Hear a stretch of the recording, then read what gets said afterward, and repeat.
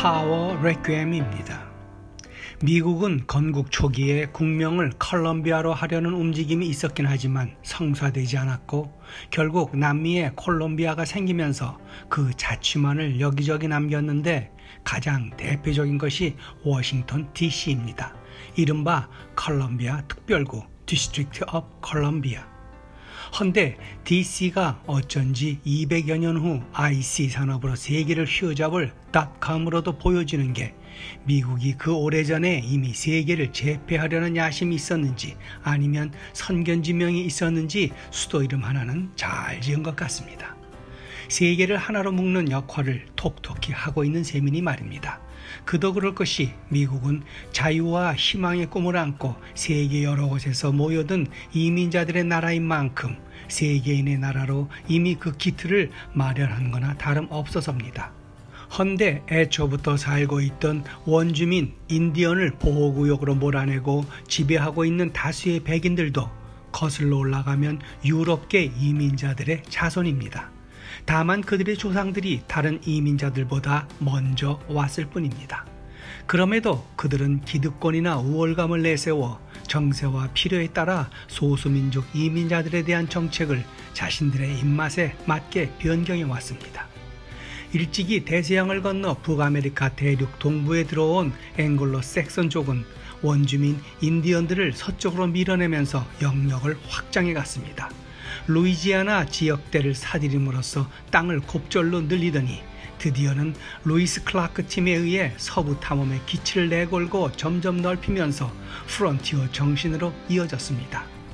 여담이지만 그래서 그런지 미국인들이 야구보다도 더 열광하는 미식 축구가 꼭 이러한 선조들의 땅 따먹기를 닮았습니다.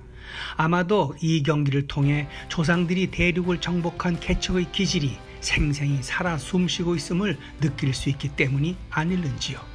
아무튼 미국인들의 의식구조에 자리 잡은 이 프론티어 정신은 그들이 원주민 인디언들이 사는 미개 지역을 문명화하기 위해 서진해야만 하는 개척자 프론티어에게 주어진 성스러운 사명을 띤 문명의 선구자였던 셈이었습니다.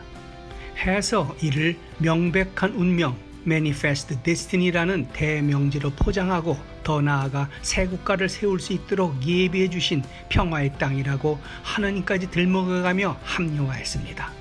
이런 배경에서 태생하고 성장한 만큼 미국 역사의 밑바닥에는 원주민 인디언 인종 추방, 더 나아가 이질 집단에 대한 배척이 자리 잡게 됐을 겁니다.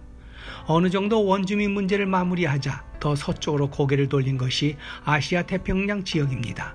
아편전쟁 이후 패망한 중국과의 불평등 조약을 비롯해 1853년 페리 함대가 일본을, 1866년 조선을 상대로 신미양요를 일으키고 얼마 후 드디어 필리핀, 괌, 하와이 등의 태평양 주요 섬들을 점령했습니다. 이제 그들의 대명제는 문명화, 순응과 복종이라는 책임의식으로 개명되고 아시아인인 차별을 합리화하는 명분으로 활용됐습니다. 그리고 이는 중국인과 일본인 이민자들에 대한 심한 차별로 이어졌습니다. 미 동부와 서부에 기존의 건설된 철도 일부 노선을 대륙간으로 연결하는데 남북전쟁으로 인해 흑인들의 노동력이 부족해지자 중국으로부터 소위 쿨리라 불리는 중국인 노동자들을 데려왔습니다. 그 결과 이들의 피와 땀, 눈물로 이 대륙간 횡단철도가 완성되었지만 중국인 배척법으로 이민이 중단되고 이들은 버려졌습니다.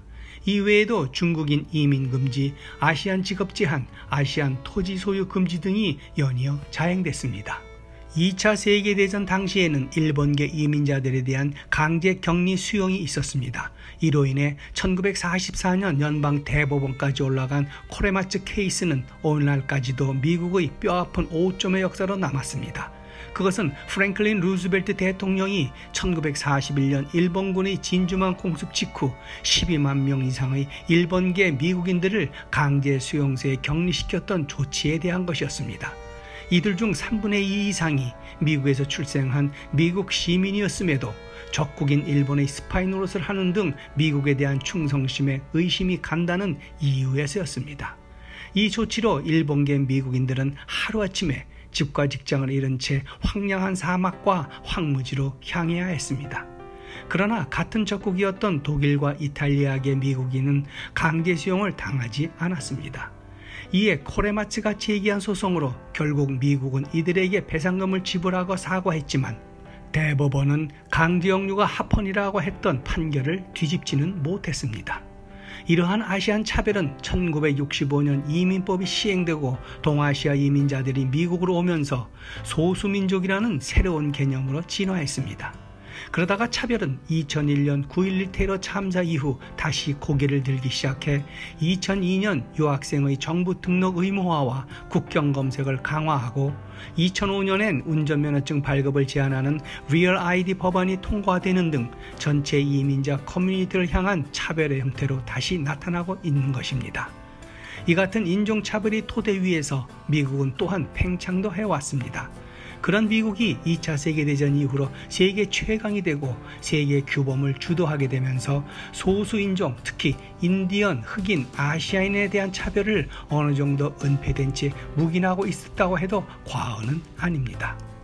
이런 상황에서 최근에 코로나19 여파로 아시아 인종증오 발언이나 차별 공격이 표출되고 심화되면서 미국 사회가 소란스럽게 대응하고 있습니다. 하지만 비단 이번 코로나19만이 아시아계 미국인을 타겟으로 삼게 된 첫 공중보건 위기는 아닙니다.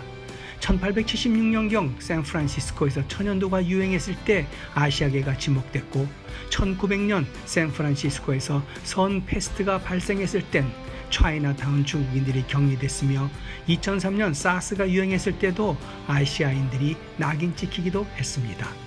이러한 반응들은 질병에서 오는 불안과 두려움에서 무언가 비난할 대상을 찾기 때문이라는데 오래전부터 아시아인에게는 병을 옮기는 불결한 사람들이란 이미지가 씌워져 있어서입니다. 이렇게 된 데에는 무분별한 지도자의 언행이나 언론의 책임 또한 큽니다. 그러니 무엇보다 국가적인 차원에서 근본적인 정치 철학 및 법적 제도의 혁신이 강력히 요구되고 있는 겁니다. 마침 지난 3월 21일은 유엔에서 선포한 인종차별 철폐의 날이었습니다. 부디 미국은 목전지계의 미봉책이 아닌 진정한 인종차별 철폐의 제도 마련과 함께 정신재무장으로 워싱턴 DC가 차별의 나라 Discrimination Country라는 오명을 벗고 신곡 디비나 코메디아가 말하는 정화의 길로 나아가야 할 것입니다. 그것만이 미국을 다시 위대하게, 즉 Make America Great Again 하는 바른 길이라 보는 겁니다. 오늘 영상은 여기까지입니다.